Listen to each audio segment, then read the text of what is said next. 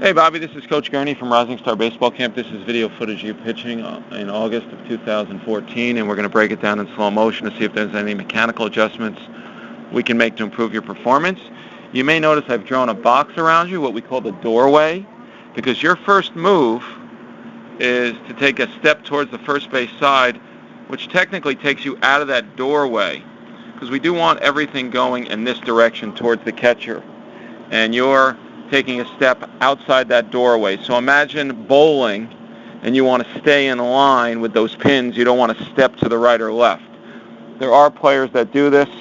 It's not a major issue, but I like to keep my guys in a linear motion towards their target, not taking any energy and going elsewhere with it. Next, as we continue the tape, you do a really nice job of keeping your eyes on the target and getting your knee above parallel right here in what we call the balance point position.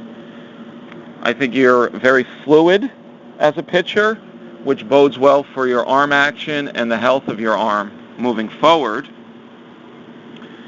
As you separate and get into what we call the high cocking or flexed bow position right here, you do a pretty good job of getting extension, although I think you can get that arm even further back towards the center fielder.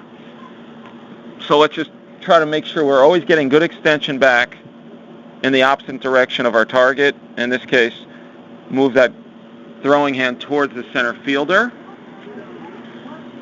As you come through, you do a pretty good job here, although make sure that glove tuck is not too low.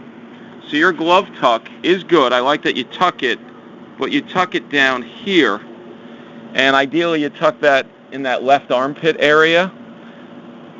So just don't drop it too much when you tuck that glove, because that could affect your release point and arm slot ultimately.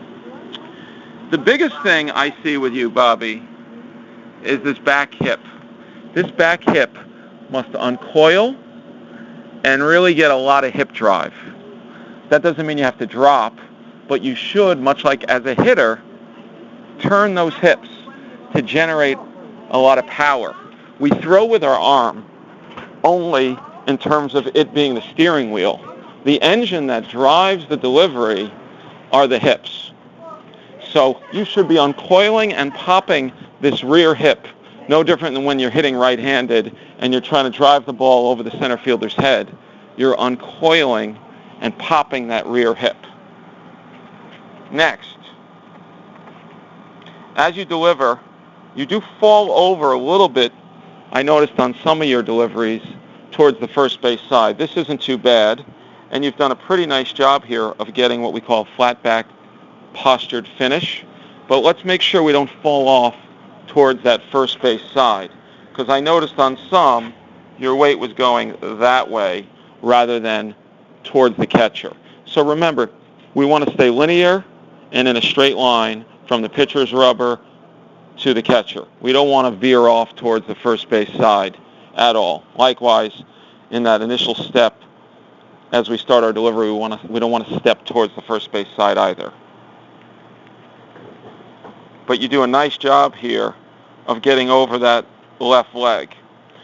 So what we're going to do now is watch this in reverse. And as we see, you do a good job of getting a flat back finish. You're in a good fielding position. But right here, let's remember to tuck that glove in the armpit, not drop it too low by our belt. Let's get better extension with our arm towards the center fielder. Do a nice job here of staying balanced. Eyes are fixed on the target. So on the whole, Bobby, I'm very impressed with what I've seen here. Look forward to working with you in person at some point. But keep up the good work and try to make those little adjustments, and I think you'll see some marked improvement.